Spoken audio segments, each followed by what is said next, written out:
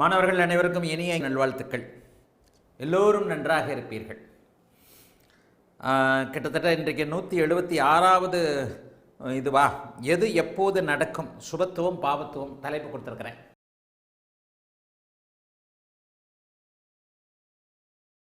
எது எப்போது நடக்கும்ன்றதுல ஒரு சின்ன குழப்பம் இருக்கு. என்ன குழப்பம்? ஆதிபத்தியம் நடக்குமா, காரகத்துவம் நடக்குமா? இது ஒரு பெரிய அமைப்பு.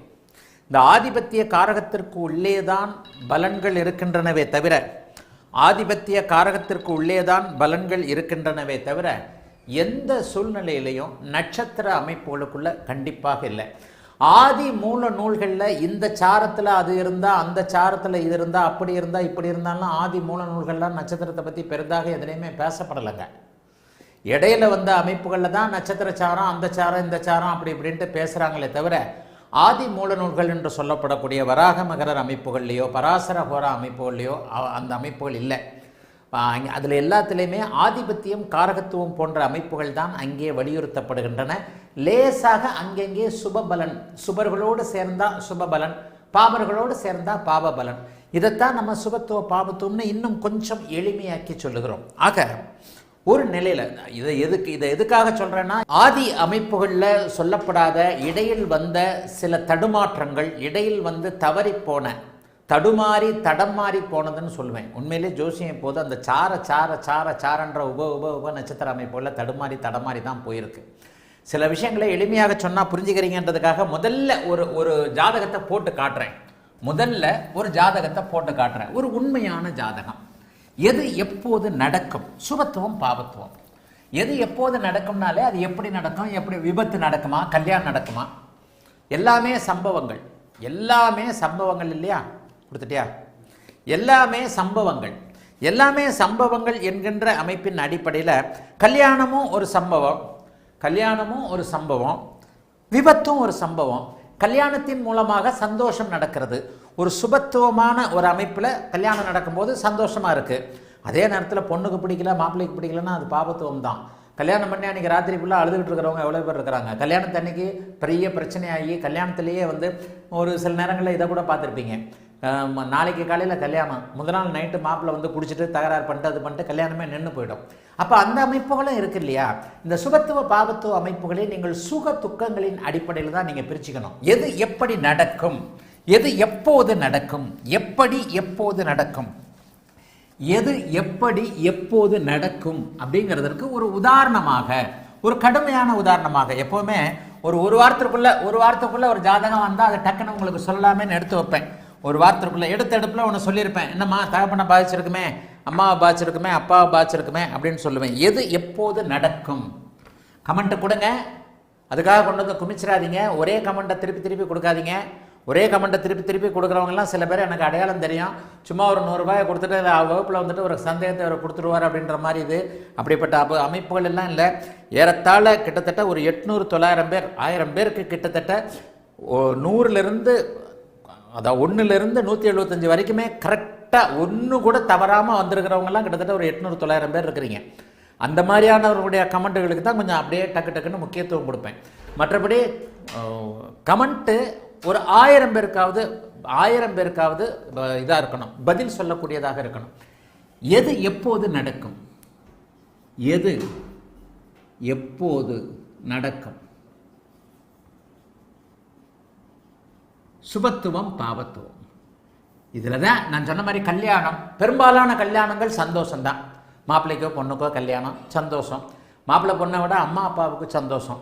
கல்யாணம் நடக்கும்போது அம்மா அப்பாவுக்கு நல்ல காலம் இருந்தால் தான், நல்ல டைம் இருந்தால் தான், நல்ல அந்தரம் இருந்தால் தான் என் பொண்ணுக்கு கல்யாணம் நடந்துருச்சு, என் பிள்ளைக்கு கல்யாணம் நடந்துருச்சு. ஒரு விபத்து நடக்கிறது, கடுமையான வேதனை, கடுமையான துக்கம்.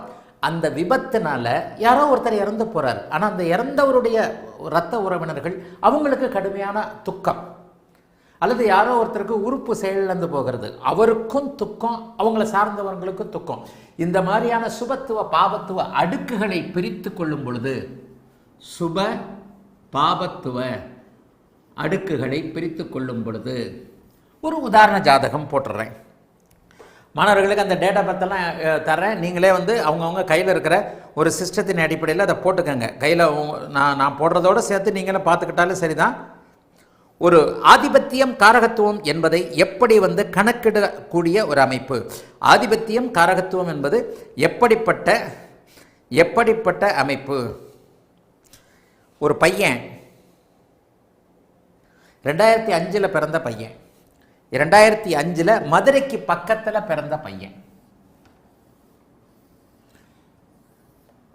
இது கொஞ்சம் ஏன் அதை வித்தியாசமாக போடுறேன்னா, டக்குன்னு உங்களுக்கு வேற மாதிரி இதில் ஒன்று தோணும். ஆதிபத்திய காரகத்துவத்தில் உயிர் காரகத்துவமா ஜட காரகத்துவமா அப்படிங்கிறதுல கொஞ்சம் குழப்பங்கள் வரக்கூடிய அமைப்பு. ஒரு கேள்வியும் கேட்டுடுறேன், கேள்வி கூட கேட்க வேண்டாம், நானே போடுறேன், ஆனால் உங்களுக்கே புரியும். 7/4/2005 ஒரு ஆண் குழந்தை, ஒரு பையன், 10:45 PM, மதுரைக்கு பக்கத்தில்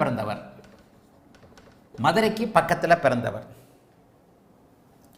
விருச்சிக லக்னம், 3 செவ்வாய், உச்சம், சூரியன், சந்திரன், புதன், சுக்கிரன், ராகு. 5ஆம் இடத்துல இத்தனை கிரகங்கள், குரு கேது, அதை குருவும் பார்க்குறாரு. 8ல் சனி. பிறக்கும்போது சனி தசை 10 வருஷம் 3 மாதம் 14 நாள். இவருக்கு புதன் தசை சந்திர புக்தியில் என்ன நடந்திருக்கும்? புதன் தசை சந்திர புக்தி முடிஞ்சிருச்சு. புதன் தசை சந்திர புக்தி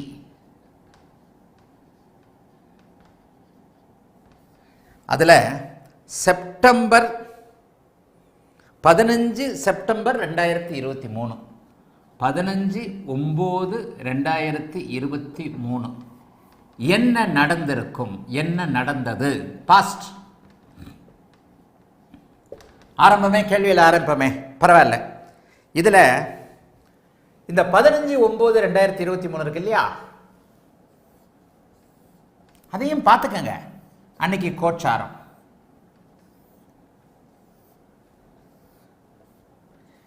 இது 15/9/2023 கோச்சாரம். 15/9/2023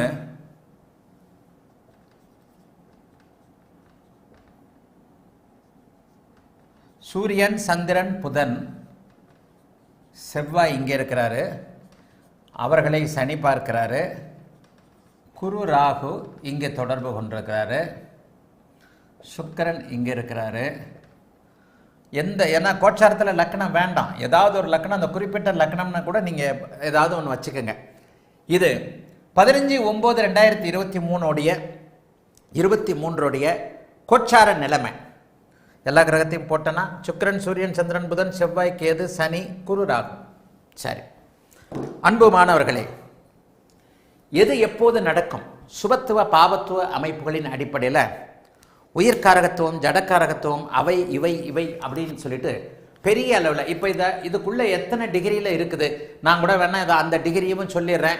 எல்லார்ட்டையுமே இது இருக்கும்னு இது இல்லை, சிஸ்டம் வச்சுருப்பீங்கன்னு தெரியாது. இதை நான் டக்குன்னு 7/4/2025 போட்டு இதற்கு உள்ளே இருக்கக்கூடிய டிகிரி அமைப்புகளையும் சொல்லுகிறேன். இவர் 7/4/2025 பிறந்த இப்போ இந்த 21 வயசு ஆக போகுது. இந்த பையனுக்கு 21 வயசு ஆக போகுது. 10:45 இரவு பிறந்திருக்கிறாரு. மதுரைக்கு பக்கத்தில் பிறந்திருக்கிறாரு. மதுரை இல்லை ப்ராப்பரு, மதுரைக்கு பக்கத்தில் பிறந்திருக்கிறாரு. சில நேரங்களில் அந்த ஊரை மட்டும் கொஞ்சம் பக்கத்தில் மாற்றி சொல்லுவேன், அதை மட்டும் நீங்கள் புரிஞ்சுக்கிட்டா போகிறோம். 7/4/2025 அந்த துல்லிய டிகிரி அமைப்புகளை நீங்கள் புரிந்து கொள்வதற்காக இப்போது அதை கூட நான் சொல்லிடுறேன். இதில் எனக்கு எது எப்போது நடக்கும்? 15/9/2023 புதன் தசையில் சந்திர புக்தி, அந்தரம் கூட எக்ஸாக்டாக இருக்கும். புதன் தசையில் சந்திர புக்தியில் என்ன நடந்தது? அன்றைய கோச்சாரம் 15/9/2023 இதுதான் கோச்சாரம். என்ன நடந்ததுன்னு டக்குன்னு கமெண்ட் கொடுங்க பார்ப்போம். 7/4/2005, 21 வயது. இதில் நீங்கள் எத்தனை பேர் எப்படி கெஸ் பண்ணுறீங்க? எப்படி கரெக்டாக? ஒரு சிலர் கண்டிப்பாக, பெரும்பாலோர் தவறாகவும் ஒரு சிலர் சரியாகவும் சொல்லுவீங்க. மாணவர்கள் மேலே எனக்கு நம்பிக்கை இருக்குது. இத்தனை வருஷமாக 3 வருஷம் 4 வருஷமாக சொல்லி கொடுத்துக்கிட்டு இருக்கிறேன். அதனால் கிட்டத்தட்ட சிலர் நடந்த உண்மைக்கு அருகே வருவீர்கள் என்பது உண்மை. நடந்த உண்மைக்கு அருகே வருவீர்கள். பெரும்பாலோர் கரெக்டாக தான் சொல்லுவீங்க. 10:45 PM மதுரைக்கு பக்கத்தில் பிறந்த ஜாதகம். டிகிரியை மட்டும் இப்போ சொல்லிட்டு கமெண்ட்டை பார்க்க ஆரம்பிக்கிறேன். டிகிரியை மட்டும் சொல்லிட்டு அப்புறம் அதுக்குள்ளே இருக்கக்கூடிய சில கணிக்க சிக்கலான நுணுக்க அமைப்புகள் இதில் தான் மாணவர்கள் நிறைய விஷயத்தில் ஷேப் ஆகிக்கிறது. உண்மை ஜாதகம் அடிக்கடி கேட்குறீங்களே, ஐயா உண்மை ஜாதகத்தை விளக்குங்கன்ட்டு. சூரியன் 24 டிகிரி, சந்திரன் 9 டிகிரி. சூரியன் 24 டிகிரி, சந்திரன் 9 டிகிரி. கிட்டத்தட்ட ஒரு அமாவாசைக்கு 2 நாள் இருக்கக்கூடிய ஜாதகம். புதன் அங்கே 8 டிகிரியில் இருக்கிறார். புதனுக்கு அஸ்தமன தோஷம் இல்லை. சந்திரனும் புதனும் அமாவாசை அமைப்பில் இருக்கக்கூடிய புதனும் சந்திரனும் கடுமையான இருள் தன்மையில் இருக்கிறார்கள். அதற்கடுத்து சுக்கிரன் 25 டிகிரியில் சுத்தமாக உச்ச சுக்கிரன் அஸ்தமனம் ஆகியிருக்கிறார். இவர்கள் எல்லாரையும் குரு ஒரு குறிப்பிட்ட டிகிரியிலிருந்து, குரு 19 டிகிரி இருக்கும்போது சுக்கிரனுக்கு திரும்ப வலு கிடைக்கும், சூரியனுக்கு திரும்ப வலு கிடைக்கும், சந்திரனுக்கு வலு கிடைக்கும், எல்லாம் கரெக்ட். தசாபக்தி அமைப்புகள் தான் ரொம்ப பெரிய முக்கியம். தசாபக்தி அமைப்புகள் மிகப்பெரிய முக்கியம். இங்கே இந்த பையனுக்கு புதன் தசை நடக்கலைன்னா ஒரு மாதிரியான பலன், புதன் தசை நடந்தா ஒரு மாதிரியான பலன். விருச்சிக லக்னத்திற்கு வரக்கூடாத தசை புதன் தசைன்றதை அடிக்கடி நான் சொல்கிறேன். முதலில் பாபத்துவம், பிறகு சுபத்துவம் என்பதே சுபத்துவ பாபத்துவ கோட்பாட்டின் அமைப்புகளில் இருக்கக்கூடிய ஒரு பெரிய நுணுக்கம். இந்த இடத்துல பாருங்க, 8ஆம் இடத்துல சனி இருக்கிறார். ஒரு புதனின் வீடு கெட்டு ஒரு புதனின் வீடு நன்றாக இருக்கக்கூடிய இந்த அமைப்பில் புதன் முதலில் கடுமையான பாபத்துவத்தில் தான் இருக்கிறார். என்ன, நீச்சனாகி இருக்கிறார், ராகுவோடு சேர்ந்திருக்கிறார், சனியின் பார்வையில் இருக்கிறார். நீச்சன், ராகுவோடு சேர்க்கை, ராகுவிற்கு நிகரான அமாவாசை சந்திரனோடு இணைவு, ராகுவோடு சேர்க்கை, அமாவாசை சந்திரனோடு இணைவு, சனியின் பார்வை என 3 பக்கமும் அவர் கடுமையான பாபத்துவத்தை புதன் அடைந்து அட்டமாதிபதியான 8ஆம் இடத்து கெடுபலனை அவர் தந்தே ஆக வேண்டிய ஒரு அமைப்புகளில் இருக்கிறார்.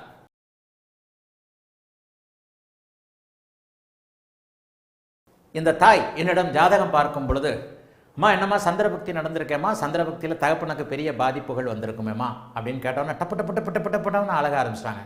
ஆக்சிடென்ட்ல இறந்துட்டாருங்க ஐயா, டேட்டு சொல்லுங்கம்மா, அவர் இதுக்காகத்தான் கேட்குறேன். அன்றைக்கி கோச்சாரத்துலேயும் பெரிய பாதிப்புகள் இருக்கும். நானே கேட்டு வாங்கிய டேட் 15/9/2023ங்கய்யா, அன்னைக்கு நீங்கள் சொல்கிற மாதிரி அம்மாவாசைங்கய்யா அப்படின்னு சொல்லிக்கிட்டே டேட்டு கொடுத்தாங்க. பைக்கில் போன தந்தை ரோடில் ஆக்சிடெண்ட் ஆகி தந்தை இறந்து போனார். ஆக இந்த இடத்துல மாணவர்கள் கிட்டத்தட்ட ஒரு 30-40% மேலே அதிகமாக, பாதி அதிகமாக சொல்லியிருக்கிறீங்களே. நிறைய பேர் அம்மாவுக்கு விபத்துன்னு வர்றவங்கள கூட நான் தப்புன்னு சொல்ல மாட்டேன். அப்பா இறந்து போனால் அம்மாவும் இறந்ததுக்கு சமம். இந்த தாய் எவ்வளோ அழுதாங்கன்னு எனக்கு தான் தெரியும். அவ்வளவு நல்ல புருஷங்க எனக்கு, அவ்வளவு நல்ல தகப்பங்க பசங்க 2 பேருக்கும், அவ்வளவு நல்ல தகப்பன். இந்த மாதிரி புருஷன் கிடைக்கிறதுக்கு கொடுத்து வச்சிருக்கணும்னு நான் எவ்வளவோ நாள் நான் நினச்சிருக்கிறேன். இப்படி இந்த மனுஷன் 18 வயசில் விட்டுட்டு போயிட்டாரே. இதில் இன்னொன்று தெரியுமா, தகப்பன் இறந்த போது வாங்கிய சம்பளம் ஒரு குறிப்பிட்ட மிக மிக நடுத்தரமான ஒன்று, 30,000 ரூபாய். 30,000 ரூபாய். அட்டமாதிபதி என்ன செய்வார், அட்டமாதிபதியுடைய சுபத்துவம் என்ன செய்யும்ன்றத மாணவர்கள் சுப பாபத்துவ அமைப்புகளின் அடிப்படையில் புரிஞ்சே ஆகணும். அட்டமாதிபதி என்ன செய்வார் என்பதை மாணவர்கள் புரிஞ்சே ஆகணும். இவர் வாங்கிய சம்பளம், கையில் கொடுத்த சம்பளம் 30,000 ரூபாய். இறந்ததற்கு அப்புறம் இவருக்கு கிடைச்சது 5 கோடிக்கும் மேலே. இவரே இன்சூரன்ஸ் பண்ணியிருக்கிறாரு 2 கோடி ரூபாய்க்கு. அரசாங்கம் கொடுத்த ஒரு குறிப்பிட்ட தொகை, அப்படி இப்படின்னு சொல்லிட்டு அப்படியே இன்னும் பிள்ளைங்க அழுகுது. எப்பா நீ உயிரோடு இருந்திருந்தா கூட இப்படி இல்லை. இவருடைய இந்த பையனுடைய அண்ணனுக்கு அரசு வேலை கிடைத்து விட்டது, தகப்பனுடைய கருணை அடிப்படையில். அதாவது இவருக்கு 18 வயசு, பையனுடைய அண்ணன் சம்பந்தப்பட்ட டிபார்ட்மெண்ட்டில் கருணை அடிப்படையில் வேலைக்கு சேர்த்து கொள்ளப்பட்டு அவரும் வேலையில் இருக்கிறார். இப்போ மாதம் ஃபிக்ஸட் டெபாசிட் மூலமாகவே இந்த பையனுடைய அமைப்புகள்லையும் தாயுடைய அமைப்புகள்லையும் மிகப்பெரிய, அவர் இருக்கும் பொழுது நடுத்தர குடும்பமாக அப்படி ஒன்று கைக்கும் வாய்க்குமாக வெறும் 30,000 ரூபாயை மட்டுமே பண்ணிக்கிட்டு இருந்த ஒரு அமைப்பு. என் பிள்ளைங்க 2 அன்னைக்கு கதறது, அப்பா இந்த மாதிரிலாம் காசை இப்படி கொண்டு கொடுத்துட்டு இப்படி இறந்து போனியப்பா, நீ இல்லாமல் அந்த காசெல்லாம் வச்சுக்கிட்டு என்னப்பா நான் பண்ணுறது, ஐயோ என்னால் கேட்கவே முடியல ப்ரெடிக்ஷனை. கிட்டத்தட்ட 5 கோடி ரூபாய் வந்தது குருஜி. இன்சூரன்ஸ் தனியாக ஒரு 2 கோடி ரூபாய் வந்தது. எல்லாம் எஃப்டியில் போட்டு அது பாட்டில் வட்டி வந்துக்கிட்டே இருக்குது. இவ்வளோ காசை வச்சுக்கிட்டு என்ன பண்ணுறதுன்னு தெரியல. பிள்ளைங்கள அப்பா இல்லாமல் அவர் இருந்த வரைக்கும் மிகச்சிறந்த தகப்பனாக இருந்தார். அந்த மாதிரி புருஷன் கிடைக்கிறதுக்கு நான் கொடுத்து வச்சுருக்கணும். இது தாங்க ஆதிபத்தியம், பாபத்துவம், சுபத்துவம் என்கின்ற ஒரு அமைப்பு. இதில் தாயின்னு கணித்தவங்க கொஞ்சம் இது இருந்து, தந்தைன்னு கணித்தவங்க மிகப்பெரிய அமைப்புகளை இது பண்ணுவாங்க. இது ஏன் அப்படி போட்டேன்னா, ஒரு 30,000 ரூபாய் சம்பளத்தில் குடும்பத்தை நடத்தி கொண்டிருந்த எளிமையான, எந்த விதத்திலையும் ஒரு கெட்ட பழக்க வழக்கங்கள் இல்லாத நல்ல கணவனாகவும் நல்ல தகப்பனாகவும் இருந்த ஒருவர், அவருடைய மகன், அவருடைய ஜாதகம் இல்லை, அவருக்கு ஜாதகமே இல்லை, இறந்து போனவருக்கு ஜாதகம் இல்லை, தாய்க்கும் ஜாதகம் இல்லை இருந்து. நான் எப்போவுமே டக்குன்னு அவங்கள என்ன கேட்பேன்னா, இறந்து போனவருடைய ஜாதகத்தை கொடுங்கம்மா, உங்கள் ஜாதகத்தை கொடுங்கம்மான்னு கேட்பேன். எங்கள் 2 பேருக்குமே ஜாதகம் இல்லை குருஜி, எங்கள் 2 பேருக்குமே சும்மா மீனராசி சிம்ம அப்படி இப்படின்னு வச்சுக்கிறோமே தவிர அப்போ அது கூட உண்மையான தெரியாதுன்றவாங்க அப்படின்ட்டாங்க. குழந்தைங்களுடைய ஜாதகம் தான். அப்போ இந்த இடத்துல பாருங்கள், தகப்பனை இழக்க வைக்கிறார். 30,000 ரூபாய் மட்டுமே வைத்திருந்த ஒரு அமைப்பு, அதர் தகப்பன் இறந்ததற்கு பிறகு 5 கோடிகள் வருமானங்கள் வரக்கூடிய ஃபிக்ஸட் டெபாசிட்டில் போட்டு 5 கோடியிலிருந்து எங்களுக்கு தேவையில்லாமல் பணம் வந்துக்கிட்டு இருக்கு, ஒவ்வொரு நாளும் அவரை தான் நினச்சிக்கிட்டு இருக்கிறோம், செத்தும் கொடுத்தாரே சீதக்காதி அப்படிங்கிற மாதிரி இந்த தகப்பனை வச்சுக்கிட்டு இப்படிப்பட்ட இதில் வச்சுக்கிட்டு, ஆனால் பசங்க சொல்கிறானுங்க இந்த மாதிரி காசே தேவையில்லை, எங்கள் அப்பா இருந்திருந்தாலே போருமே, அந்த அளவிற்கு எங்களுக்கு நல்ல தகப்பனாக இருந்தாரேன்னு சொல்லிட்டு. ஆக எந்த இடத்துல, அதாவது 8ஆம் அதிபதியுடைய 8ஆம் இடம்ன்றது என்ன சொல்லியிருக்கிறேன், விருச்சிகம், காலபுருஷனுடைய 8வது வீடு மற்றும் அந்த லக்னத்துடைய 8ஆம் அதிபதி, விபத்திற்கு பின்னால காசு பணத்தை கொடுக்கிறவர், இன்சூரன்ஸ் பணத்தை கொடுக்கிறவர், ஒரு துக்கத்திற்கு பின்னால அமைப்புகளை கொடுப்பவர். 8ஆம் அதிபதியுடைய வேலை என்ன, கடன், நோய், வம்பு, வழக்கு, அதிர்ஷ்டம், கேவலம், விபத்து, எதிர்பாராத திடீர் அதிர்ஷ்டம், எதிர்பாராத திடீர் அதிர்ஷ்டம். அப்பா இறந்து இன்சூரன்ஸ் பண்ண 2 கோடி ரூபாயும், அரசாங்கம் கொடுத்த சில பல அமைப்புகளும், அரசாங்கத்தினால கிடைச்ச ஒரு 1 கோடி 2 கோடியும், அதுக்கப்புறமும் என்னென்னமோ போட்டு வச்சு ஒரு 5 கோடி ரூபா வந்தது குறித்து நான். அவங்க கொடுத்தாங்க, இவங்க கொடுத்தாங்க, அது கொடுத்தாங்க, எல்லாம் எஃப்டியில் இருக்குது. ஆனால் அழுக தான் வருது, இவ்வளோத்தையும் அனுபவிக்கிறதுக்கு அந்த மனுஷன் இல்லையே, அந்த மனுஷன் இல்லாமல் என்னத்தை சொல்கிறதுன்ட்டு. ஆக ஒரு இடத்துல ஒரு கிரகம் எப்படிப்பட்ட தன்மையை கொடுக்கிறது, 9ஆம் அதிபதியாக இருக்கிறார். 9ஆம் அதிபதியாக இருந்து கடுமையான பாவத்துவ அமைப்புள்ள இருக்கிறார். இந்த பையன் கிரகண தோஷத்தில் பிறந்திருக்கிறார். இந்த கிரகண தோஷத்தில் இன்னொன்று, இதை எப்படி அப்படியே கொண்டு வரேன் தெரியுதா, அன்னைக்கு 15/9/2023 ஒரு நேரத்தில் கோச்சார கிரகங்கள் என்ன பாதிப்புகளை உங்களுக்கு தடப்போகிறதோ அந்த அமைப்பில் கோச்சார கிரகங்கள் துல்லியமாக காட்டும்னு சொல்லியிருக்கிறேன்னா, அதே அமாவாசை அமைப்பில் சூரியனும் சந்திரனும் சனி பார்க்க அவர் அந்த இடத்துல அன்னைக்கு நடக்குது. 15/9/2023 சூரியனும் சந்திரனும் அன்றைக்கு அதே புதன் அமாவாசை சந்திரனோட சேர்ந்திருக்கிறார். இந்த சூரிய சந்திர புதன் 3 பேரையும் பாபத்துவமாக சனி பார்க்கிறார். இந்த கோட்சார அமைப்புகள் வந்துருச்சா, குருவும் பார்க்கிறார் தான். ஆனால் இந்த கோட்சாரத்தில் அன்னைக்கு அமாவாசையாக இருக்கிறதா சந்திரன் இந்த ஆதிபத்தியம் என்கின்ற அமைப்பையும், தாய்க்கு காரகத்துவமாக இருக்கக்கூடிய அப்பா இறக்கிறதுனால அம்மா சுத்தமாக அவங்களும் மனசளவில் இறந்துடுறாங்க. அந்தம்மா அழுக எனக்கு தான் தெரியும். கிட்டத்தட்ட வருஷம் என்னாச்சு, 1.5-2.5 வருஷம் ஆகிப்போச்சு. 2.5 வருஷம் ஆனாலும் இன்றைக்கும் என் புருஷன் மாதிரி நல்ல புருஷன் வேறு யாருமே எனக்கு கிடையாது, என் தெய்வம், என் சாமி இந்த மாதிரி என் பிள்ளைங்களை இப்படி விட்டு போயிடுச்சு. ஒரே ஒரு சின்ன ஆக்சிடென்ட், இப்படி திரும்பின உடனே வேன்காரன் ஏற்றிட்டான். ஆக எந்த இடத்துல ஆதிபத்தியம், சந்திரனும் அடிபடுகிறார், தாயும் அடிபடுகிறார், 9ஆம் அதிபதியும் அடிபடுகிறார். சந்திரன் மனதை குறிக்கக்கூடியவர், 18 வயசு பையன், அப்பாவை நேசித்த பையன். அப்போ அந்த விபத்து நடந்ததற்கு பிறகு அந்த சந்திரபக்தி முழுமைக்குமே அவன் ரெக்கவர் ஆகியிருக்கவே முடியாது. தந்தையை சிறு வயதில் இழந்த நிறைய பேரை நேரில் பார்த்துருக்கிறேன். சில விஷயங்கள்லாம் விருச்சிகராசிக்காரர்கள், இந்த விருச்சிகராசி அமைப்பில் நடந்த, எனக்கு எதிர் வீட்டில் நடந்த ஒரு விஷயம்னா என்னால் மறக்கவே முடியாது.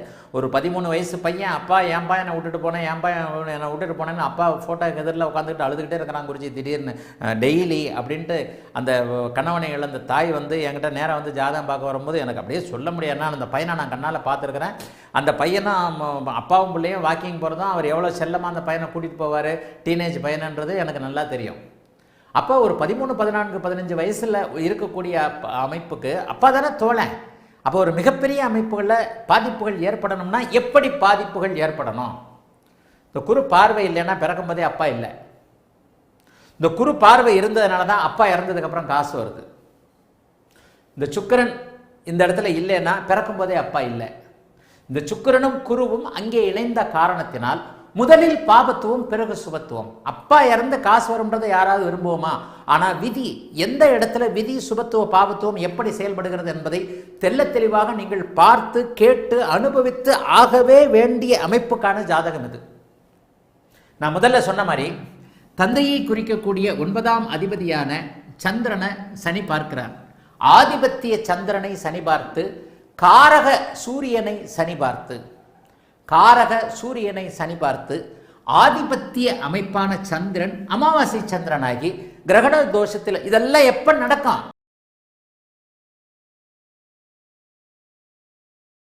எட்டில் சனி, பாபத்துவம் இல்லாத சனி, 8ஆம் அதிபதி பாபத்துவம். 8ஆம் அதிபதி பாபத்துவம்னா என்ன? 120 வயசுல 30 வயசை குறைங்க. 120 வயசுல 30 வயசை குறைச்சா என்ன ஆகும்? 90 வயசு தானே. 8ஆம் அதிபதி கிடக்கூடாது. ஆனால் 8இல் சனி இருப்பது ஆயுளுக்கு மட்டும் நல்ல விதமாக கொடுக்கக்கூடிய ஒரு அமைப்பு இல்லையா? சொல்லியிருக்கிறேன் இல்லையா? லக்னம், லக்னாதிபதி, 8, 8ஆம் அதிபதி, ஆயுள் காரகனாகிய சனி, இவர்கள் 5 பேரும் சம்பந்தப்பட்டது 120 வருஷம் ஆயுள். அப்போ இந்த பையனுக்கு லக்னாதிபதி உச்சம், லக்னாதிபதி சுபத்துவம், 8ஆம் இடத்தில் அதிபதி மட்டும் பாதிக்கப்பட்டு 8இல் சனி இருக்கிறார். ஆக இந்த பையன் 8ஆம் நம்பரை தாண்டுவான், 8ஆம் நம்பரை தாண்டுவான், 80 வயசை தாண்டுவான். புதன் திசை சனி, 8ஆம் அதிபதி நீச்சம். சரி, ராமசாமி, இவரின் 3வது பாவகம் சுபத்துவமாக உள்ளதே, அது பற்றி சொல்லுங்க. 3வது பாவகம் எங்க சுபத்துவமா இருக்கு? யார் 3வது பாவகம் சுபத்துவம்? செவ்வாய் இருந்தா சுபத்துவமா? அட நீங்க வேறங்க, எப்படிங்க 3வது பாவகம் சுபத்துவமா இருக்கும்? செவ்வாய் இருந்தா அது பாவத்துவம் தானுங்க. எப்படி 3வது பாவகம் சுபத்துவமா இருக்கும்? பாவகம் காரகம் அதிபதி கணிதல் பலம் துல்லியன் வரும். ஜெயச்சந்திரன் ஜேம்ஸ், உண்மை ஜெயச்சந்திரன் ஜேம்ஸ். பாவகம் காரகம் அதிபதி, அதை கணிச்சாலே பலன் துல்லியமாக வரும். கரெக்டாக சொன்னீங்க இளங்கோவன். சரி, லக்னாதிபதி சுபத்துவமாக இருந்தால் ஜாதகர் மனக்கலக்கம் குறைவாக இருக்குமா? குபேரன், அருமையான கேள்வி. இவர் திடமான மனதுக்காரர். விருச்சிக லக்னம், லக்னாதிபதி உச்சம். லக்னாதிபதி உச்சமாக மட்டும் இருந்தால் முன் யோசனை இல்லாதவன், பதற்றக்காரன், உடனே ஆக்சிடென்ட் ஆன வேன்காரனை போட்டு உதைக்கிறவன், இது பண்ணுறவன், அது பண்ணுறவன், மிதிக்கிறவன், அப்பா ஒரு மர்டர் ஆயிடுச்சு, வேறு மாதிரி ஆயிடுச்சு, உடனே போய் பழி வாங்குறவன், இவன் எடுத்துன்னு போய் அருவாள் எடுத்து வெட்டுறவன். ஆனால் செவ்வாய் உச்சமாகி குருவின் பார்வையில் இருக்கும்போது அந்த மனக்கலக்கம் டக்குன்னு மாறும். என்னதான் இருந்தாலும் மாறும். நடந்து போச்சு, அப்பா இறந்துட்டார், இனிமேல் அம்மாவை நம்ம தான் கவனிக்கணும். பொறுப்புகளோடு செயல்படக்கூடியவர் லக்னாதிபதி உச்சமடைந்தவர். நல்ல கேள்வி. யாரு? லக்னாதிபதி சுபத்துவமாக இருந்தால் ஜாதகர் மனக்கலக்கம் குறைவாக இருக்குமா? ஐயா, கண்டிப்பாக இருக்கும். அந்த நேரத்தில் மனக்கலக்கம் உண்டு. அடுத்த செகண்டு என்ன நடக்கணும், என்ன ஆகணும்? இதே லக்னாதிபதி வலுவில்லாமல் இருக்கிறார், உட்காந்துக்கிட்டு என்னை எதிர்த்து விட்டு சிறுவன் அப்பா இறந்துட்டாருன்னு ஃபோட்டோ முன்னாடி உட்காந்துக்கிட்டு இருந்தால அவனுக்கு லக்னாதிபதி வலு இல்லை. அதே நேரத்தில் இன்னும் ஒன்றையும் சொல்லணும், ஜென்மச்சனி, அஷ்டமச்சனி, இந்த மாதிரி நேரங்களில் கொஞ்சம் மனக்கலக்கங்கள் வரும். இந்த நட்சத்திரத்திலேயே சனி போகும்போது 2023 7.5 சனி, ஜென்மச்சனி இப்போ தானே நடந்துக்கிட்டு இருக்கேன். ஜென்மச்சனி அஷ்டமச்சனி அமைப்புகளில் கொஞ்சம் கலக்கங்கள் இருக்கும். ஆனாலும் லக்னாதிபதி வலுப்பெற்றவன் அந்த கலக்கத்தை சமாளிப்பான், கலக்கத்தை எதிர்கொள்வான் என்பது தான் உண்மை. சரியா? சந்தர் வெங்கட்ராமன், குருவே, சனியின் பார்வை சூரியனுக்கு இருந்த போதிலும் குரு பார்வை சூரியனுக்கு கூடுதலாகவும் சந்திரனுக்கு குறைவாகவும் இருந்த போதிலும் தந்தை ஏன் மரணம், தாய் ஏன் மரணம் இல்லை? விளக்கம். முக்கியமான பாயிண்ட்டுக்கு இப்போ தானே வரீங்க. யாராவது கேட்பீங்கன்னு பார்த்தேன். யார்? சந்தர் வெங்கட்ராமன். அதைத்தானே இவ்வளவு நேரமாக விளக்கிக்கிட்டு இருக்கேன். 9ஆம் பாவகம் பாவத்துவம், 4ஆம் பாவகமா? ஏன்பா அம்மா சாவல, தந்தை மரணம்னு எப்படி எல்லாரும் கணிச்சிங்க? கணிச்சவங்க எப்படி கணிச்சாங்க? ஏன் தாய் மரணம்னு? 9ஆம் பாவகம் பாவத்துவமா, 8ஆம் பாவகம் பாவத்துவமா, 4ஆம் பாவகம் பாவத்துவமா? இந்த கேள்வி தானே கேட்பீங்கன்னு எதிர்பார்த்துக்கிட்டே இருந்தேன். அப்பா ஏன் செத்து போனாரு, அம்மா ஏன் சாவல? 4ஆம் பாவகம் எப்படி இருக்க? 4ஆம் பாவகம் எப்படி இருக்கிறது? ஏன் பாவகத்தை பார்க்க மாட்டேன்றீங்க? இப்பதானே ஜெயச்சந்திரன் ஜேம்ஸ் கொடுத்தாரு. பாவகம் காரகம் அதிபதி கணித்தல். 4ஆம் பாவகம் பல பலன் தானே இருக்குது.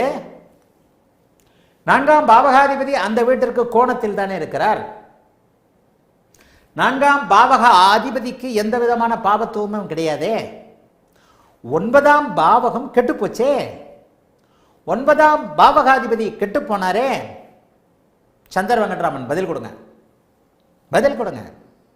எங்கே பிரித்து பார்ப்பீங்க? ஏன்பா அப்பா செத்துட்டார், அம்மா ஏன்பா சாரலை? சந்திரன் வந்து அம்மாவை தானே குறிக்கும், சூரியன் தானே அப்பாவை குறிக்கும். சந்திர புக்தியில் ஏன்பா அப்பா செத்து போனார்? இந்த நுணுக்கத்தை மட்டும் டக்கு டக்கு டக்கு டக்குன்னு மனசில் ஏற்ற கொண்டு வந்துட்டீங்கன்னா, இந்த இடத்துல நான் கேட்டதே அப்பா இறந்து போனாருன்னு தான் கேட்டேன். அப்பாவுக்கு என்னமாச்சு? இன்னொன்று பலன் கேட்கறதும் தாய் தான். ஆனால் அப்பாவுக்கு என்னாச்சுன்னு கேட்கறது பெரிய விஷயம் இல்லையா? பலன் கேட்கறது தாய் தான். ஜோதிடத்தில் டோன்ட் காம்ப்ரமைஸ். எந்த இடத்துலையுமே காம்ப்ரமைஸ் இல்லை. சுபத்துவ பாபத்துவ அடுக்குகளை புரிஞ்சுக்கிட்டீங்கன்னா, அதுக்கு தான் அந்த பாவகம் பாவகாதிபதி காரகம் அப்படிங்கிற அமைப்புல அப்படியே ஒரு மாதிரியாக நிலைநிறுத்தி உங்களுக்கு சொல்லி கொடுக்குறேன். 4ஆம் பாவகம் என்னாச்சு? 4ஆம் பாவகம் இயல்பாக இருக்கிறதே. 4ஆம் பாவகத்திற்கு எந்த விதமான பாவத்தன்மையும் இல்லையே. 4ஆம் பாவகாதிபதி அந்த வீட்டிற்கு கோணத்தில் தானே இருக்கிறாரு. 9ஆம் பாவகம் எப்படி இருக்கிறது? கடுமையான இருள் தன்மையோடு இருக்கிறது இல்ல?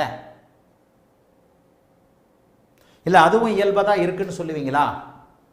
அப்படி சொன்னீங்கன்னா என்னுடைய ஆரம்ப கால மாணவர் நீங்க இல்லைன்னு அர்த்தம். கடகத்தை மட்டும் சந்திரனுடைய ஒளித்தன்மையோடு கடகத்தை மட்டும் நடத்தியிருக்கிறேன்னா, விருச்சிகத்தில் சந்திரன் நீச்சமே இல்லை, வைகாசி விசாகம்ன்ற மாதிரி ஆரம்ப கால பாடங்களை நடத்தியிருக்கிறேன்னா, கடகத்தை மட்டும் சந்திரனை மட்டும் ஒளித்தன்மையோடு புரிந்து கொள்ளுங்கள்னு சொல்லியிருக்கிறேன்னா, இந்த இடத்துல இயல்பாக இருக்கிறதா?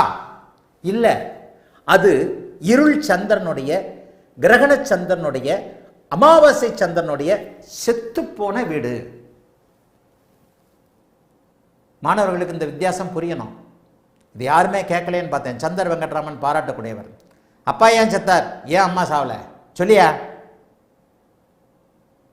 சொல்லணும்ல, எனக்கு தெரியாதுடா போயிருத.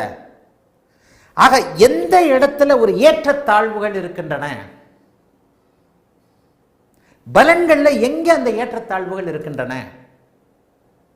இந்த பையனுக்கு ஏன் தீர்க்க ஆயுள், ஏன் தந்தை அடிபட்டு போனாரு, ஏன் தாய் அடிபடல, ஏன் இந்த இடத்துல உயிர்காரகத்துவம் செயல்படல, ஏன் இந்த இடத்துல ஆதிபத்தியம் மட்டும் செயல்பட்டது? எல்லாமே பின்னி பிணைஞ்சு தானே இருக்கு. 9ஆம் பாவகம் அடிபட்டு போயிருக்கிறது. செவ்வாயின் பார்வை தப்பு தானே? தப்பு தானே? 4ஆம் பாவகத்திற்கு எந்த விதமான அடிபடுதல் அப்படிங்கிற அமைப்பு இல்லைல்ல, பாவத்துவம் இல்லைல்ல. ஒருவேளை 4ஆம் பாவமும் கெட்டு போச்சு, சனி இங்கே தான் இருக்கிறாரு, இங்கேருந்து பார்க்குறாரு, அல்லது செவ்வாயே 4ஆம் பாவத்தில் வந்தார், அம்மாவும் அப்பாவும் சேர்ந்து செத்து போனாங்க ஆக்சிடெண்ட்டில். சில பேர் பேரண்ட்டை செத்துட்டாங்கன்னு தானே கொடுத்தீங்க. விபத்தில் குழந்தைகள் தப்பிச்சுக்கிச்சு, அம்மாவும் அப்பாவும் 2 பேரும் இறந்துட்டாங்க. இந்த ஹியர்சே பெர்ஹாப்ஸ்னு சொல்லுவோம், ஒருவேளை அப்படின்றதுக்கெல்லாம் ஜோசியத்தில் இடம் இல்லை. இந்த எந்த ஒரு இடத்துலையும் துல்லியமாக சுபத்துவ பாபத்துவ அடுக்குகளின் அடிப்படையில் பாவகம் பாவகாதிபதி காரக அமைப்புகளில் துல்லியமாகவே நீங்கள் சொல்ல முடியும் என்பதற்கு இந்த ஜாதகம் சரியான உதாரணம். 4ஆம் இடம் கெட்டு போகலையே. 4ஆம் இடம் 9ஆம் இடத்தை விட கடுமையான பாபத்துவமாக இருந்தால் தாய் மரணம் இல்லையா? சரி, சந்தர் வெங்கட்ராமன் புரியுதான் பாருங்க. பத்மநாபன் டி 8ஆம் அதிபதி நீச்சபங்க ராஜயோகத்தால் இவருக்கு தந்தை மறைவுக்கு பின் பணம் விந்தை வியப்பு. விந்தை வியப்பு தான் பத்மநாபன். லக்னாதிபதி பாதிப்பு என்றால் ஜாதகர் போரும் நினைக்கிறேன். இதுக்கு மேலே இதை நடத்தணுமா? பெருந்தனம் கிடைத்த காரணம் ராஜமாணிக்கம். என்ன ராஜமாணிக்கம்? உங்ககிட்ட இருந்து இந்த இந்த இந்த கேள்வி எதிர்பார்க்கல. ராஜமாணிக்கம் ஆரம்பகால மாணவர். ராஜமாணிக்கம் எஸ். பெருந்தனம் கிடைத்த காரணம். அதுக்கு முன்னாடி பாருங்க, நம்ம இவர் இன்னொன்று கொடுத்திருந்தார் பாருங்க, லக்னா 8ஆம் அதிபதி நீச்சபங்க ராஜயோகம். பெருந்தனம் கிடைத்த காரணம். முதலில் பாபத்துவம், பிறகு சுபத்துவம். ராஜமாணிக்கத்திலிருந்து இந்த இதை நான் எதிர்பார்க்கல. எதிர்பார்க்கல, நிஜமா எதிர்பார்க்கல. ராஜமாணிக்கம் எஸ். உங்ககிட்ட இருந்து இந்த கேள்வியை நான் எதிர்பார்க்கல. இந்த ஜாதகத்துடைய விசேஷமே அதுதான். 8ஆம் அதிபதி கொல்வான், தருவான், எதிர்பாராத அதிர்ஷ்டத்தை தருவான். வித்தியாசமான ஜாதகம். 8ஆம் அதிபதி தந்தையை கொன்றார். தந்தை இறந்ததால் குரு சுக்கிர தொடர்புகளால் பெரும்பணம் கிடைத்தது. எது எப்போது நடக்கும்? எல்லாருக்குமே ஒரு மாதிரியா வந்துடுறது இல்லை. இது ஒரு பெக்கூலியர் ஜாதகம்ன்றதுனால தான் டக்குன்னு எடுத்து வச்சேன். இதை மாணவர்களுக்கு இதை காட்டியே ஆகணும் அப்படின்னு சொல்லிட்டு. 8ஆம் அதிபதி நீச்சபங்க ராஜயோகத்தில் முதலில் பாபத்துவமாகி 50 கோடி கொடுத்தாலும், இப்போ கூட இந்த பையன்கிட்ட 50 கோடி கொடு, அப்பாவை திருப்பி கொடுத்துட்றேன் அப்படின்னு சொன்னால் என்ன பண்ணுவான் பையன்? பணம் தான் போரும்னுவானா? காட்டை விற்று வீட்டை விற்று வாங்கி 5 கோடி என்னையா, இன்னும் 10 கோடி சேர்த்து தரேன், எங்கள் அப்பாவை திருப்பி கொடுன்னு சொல்ல மாட்டானா? அப்பா திருப்பி வரமாட்டார், அது வேற. இந்த பணம் அவர்கள் எதிர்பார்த்தது அல்ல. அவர் 2 கோடி ரூபா இன்சூரன்ஸ் போட்டிருக்காருன்னு அவங்களுக்கே தெரியாது. அழுதுகிட்டே சொன்னாங்க, ஐயா அவர் வேற 2 கோடி ரூபா இன்சூரன்ஸ் போட்டிருக்கிறாரியா, இதெல்லாம் அவர் இறந்ததுக்கு அப்புறம் தாங்க ஐயா தெரியுது. அவர் எப்போ இன்சூரன்ஸ் போட்டார்னே எங்களுக்கு தெரியல, எங்களுக்கு தெரியவே தெரியாது. கவர்மெண்ட் கொடுத்த காசு வேற, இதில் வந்த காசு, ஆக்சிடெண்ட்டில் வந்த காசு வேற, அவர் வேற தனியாக 2 கோடி ரூபாய்க்கு போட்டிருக்கிறாருங்கய்யா. போருமா? பெரும்பணம் கிடைக்க, பெருந்தனம் கிடைத்த காரணம் அதே நீச்சபங்க ராஜயோக அமைப்பில் இருக்கக்கூடிய கடுமையான பாவத்துவத்தை அடைந்திருந்த அந்த புதன் அந்த முதலில் பாவத்துவத்திற்கு பிறகு கடுமையான சுபத்தன்மையை அடைகிறார். சுக்கிரனோடு சேர்ந்திருக்கிறார், குருவின் பார்வையில் இருக்கிறார். வேற என்னத்தை சொல்றது?